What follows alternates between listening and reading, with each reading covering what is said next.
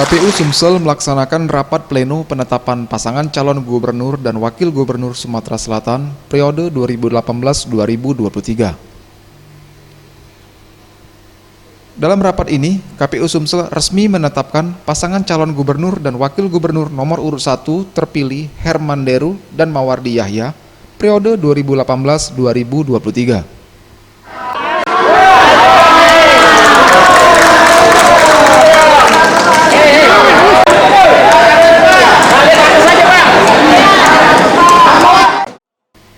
Pasangan calon gubernur dan wakil gubernur terpilih Herman Deru dan Mawardi Yahya meraih suara sah 35,96% dari total suara sah.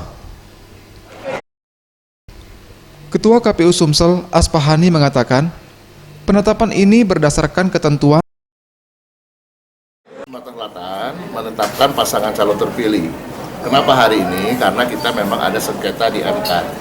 Sengketa di MK itu ya kita menunggu hasilnya, ternyata hasilnya sudah dibacakan oleh Hakim MK pada tanggal 8 Agustus. Dan di situ sesuai tahapan 3 hari ya setelah putusan MK kita menjadwalkan untuk melakukan proses penetapan calon terpilih. Prosesnya akan kita usulkan secara resmi ya, kemudian di situ nanti kita menunggu proses di Menteri Dalam Negeri untuk proses pelantikan. Kalau jadwal pelantikan normal itu di tanggal 17 Desember.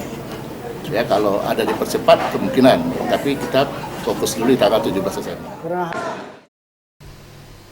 Sementara itu, Gubernur Sumsel terpilih Herman Deru mengaku bersyukur tahapan pilkada selesai. Ia berharap proses selanjutnya ini berjalan lancar. Alhamdulillah Herman Deru Mawardi Yahya nomor urut 1 yang telah ditetapkan. Ini tentu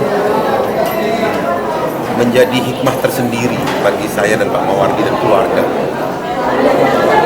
Menjadikan kami orang yang makin bersyukur.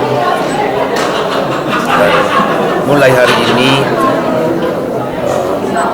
sebagai gubernur dan wakil gubernur terpilih, kami akan segera mensinkronisasi program yang akan kami laksanakan pada anggaran berikut dengan pemerintah sebelumnya. Artinya baik Pemprov maupun Dewan sebagai DPRD sebagai lembaga yang punya hak budgeting. Ramayanti, Sriwijaya TV.